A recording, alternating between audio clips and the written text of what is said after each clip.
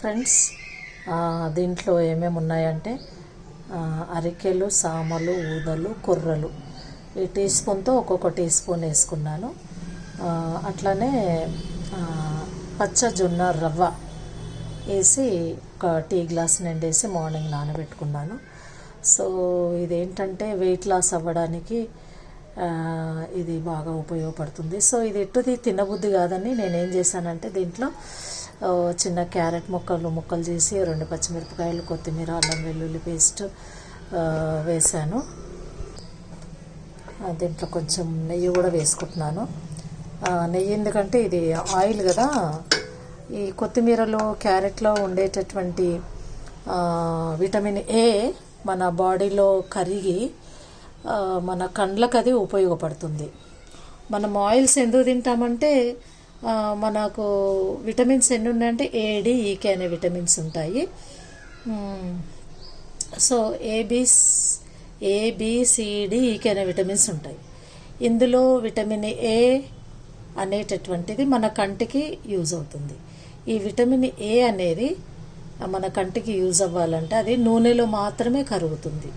So ఇందులో వేసిన carrot, కొత్తిమీర ఏంటంటే మన కంటి చూపుకు ఉపయోగపడాలంటే ఆ నెయ్యి వేయడం వలన ఇందులో ఆ విటమిన్ ఏ ఈ నూనెలో కరిగి అది మన బాడీలోకి వెళ్ళినప్పుడు మన కంటి చూపుకు ఉపయోగపడుతుందనే ఉద్దేశంతో వేసాను. ఇందులో క్యారెట్, కొత్తిమీర, పసుపు, కొంచెము సాల్ట్ వేసేసి ఉడికించేసి హ్యాపీగా తినేసేయడం. ఇంకా ఈ రకంగా మరి కుక్కర్లో పెట్టేసి ఫుల్ ఫ్లేమ్ పెట్టకూడదు, కొంచెం తక్కువనే పెట్టాలి. చిన్న కుక్కర్ కదా. ఒక 4-5 విజిల్స్ వచ్చిన తర్వాత దాన్ని ఓపెన్ చేసి చూద్దాం.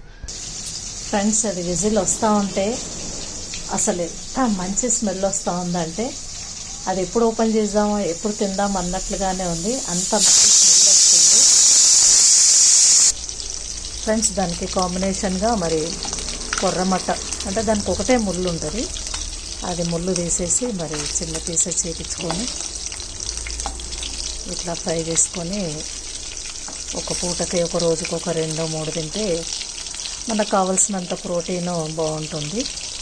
ఈ మధ్య చికెన్ తినట్లే కదా, చికెన్కి ఏదో జబ్బులు వచ్చాయని. సో దాని బదులు ఇది ఫిష్ డైలీ ఒక 2-3 పీసెస్ తింటే మనకు బాడీకి కావాల్సినటువంటి ప్రోటీన్ మనకు అందుతుంది.